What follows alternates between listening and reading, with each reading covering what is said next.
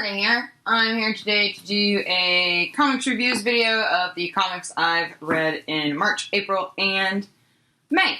I do not remember which month and in which order I read these in. I just know that these are the ones that I have not reviewed yet. So, without further ado, let me get started. The first book I have is Persepolis. This is by Marjane Satrapi. This is a bind-up of Persepolis 1 and Persepolis 2, so it is the complete Persepolis. This is the story of the author's life growing up in Iran during the Iranian Revolution, and then her departure from Iran to Western Europe as a teenager and in her early 20s, and then her return to Iran after that and how Iran had changed. This is a really, really important graphic memoir. If you haven't read it yet, I highly suggest you do. It's a very fast read. The art is very simple, but I like it a lot. It's very expressive in its own way, if that makes sense. So I do like that a lot, and she does do some cool things with the paneling and things of that nature. It's definitely a little bit violent at times, but not like graphically so. But there, there's this undertone of violence throughout. There's definitely, she portrays kind of the sexism of the Iranian culture at this time, which is very interesting, and the hypocrisy of people in charge basically at that time. I don't know a ton about the Iranian Revolution personally, so I'm probably not the best person to be discussing this right now. Anyway, I really love this. I gave it 4 out of 5 stars, and I highly recommend it if you are into memoirs or graphic memoirs or history or, whatever. It's universally applicable, I feel like. Next, I have Volume 2 of Amulet by Kazuo Kibuishi. This is the Stonekeeper's Curse, and this is a continuation of a middle grades fantasy series, which I feel like I've been talking about a lot lately, even though I've only read 2 volumes. Sorry if that's weird.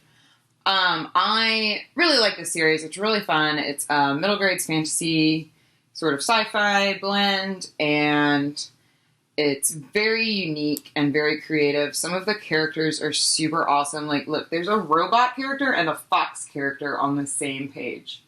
Also on that note, the art is absolutely stunning. Yeah, it's just really good. I can't give too much away about the story in the series as a whole because you kind of have to dive right into it. But basically, it's the story of a family, a mother and 2 children who, after the father dies in a car accident, move into this weird old house that they had inherited, and weird things happen. It's a really fun series. I highly recommend it, and I'm hoping to get to the 3rd volume very soon. I believe I gave this 3 out of 5 stars. Next, I have Volumes 1 and Volumes 2 of Sex Criminals by Matt Fraction and Chip Zdarsky. This is a series about a couple who can stop time when they orgasm, both of them, and so they decide to rob a bank, is essentially the plot that I can give away. I really like this series. I was really worried about it because it's primarily told from the female character's point of view, and I was a little worried about it being done by 2 men and being so heavy on the sexual content. By the way, this is pretty heavy on the sexual content. It's a little graphic at times, so not for children. I really like the art style. It kind of reminds me of like comics from the 80s, but it's been modernized a little bit. I don't know how to describe that. Anyway, it's just really nice, all in full color. And I really like this story. I can't wait to carry on with the series. I gave both of these volumes, I believe, 3 or 4 out of 5 stars. I can't remember. I think I gave the first one 3 stars and the second one 4 stars, but I don't remember. So there's that. Next, I have a comic that I feel like has been a little polarizing in terms of reviews here on BookTube, and that is The Wicked and the Divine by Gillen, McKelvie, and Wilson Cowles. This is the story about gods, essentially, who are sent to Earth every, I think 90 years, and for a short while they are pop icons, which sounds really cheesy. I didn't know that going into it, but I really enjoyed this a lot more than I thought I was going to, and I know a lot of people have not liked this.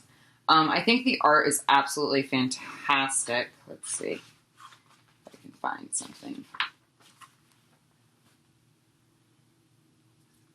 So I think the art's fantastic. I thought the story was really unique and fun to follow, and I'm looking forward to the rest of it. I ended up giving this 4 out of 5 stars.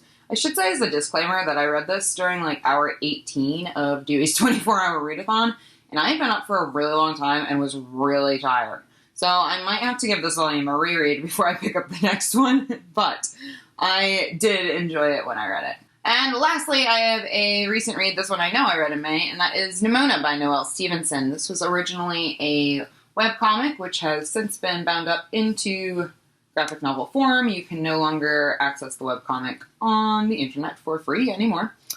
This is a really beautiful hardcover, which I've shown a couple of times, I think. And it's a really cool story about a villain and this girl who appears in his life one day to be his sidekick, more or less. So it's an interesting play, I felt like, with superhero tropes in comics, but also with more fantasy elements to it, if that makes sense. There's also a dystopian element to this. There's a little bit of sci-fi. It's very genre-bending, I found, and I really enjoyed that. I thought the art was really fun. Let's see. It's pretty simple, but I really like the use of color. And yeah, I really adored this. I highly recommend it. I ended up giving it 4 out of 5 stars.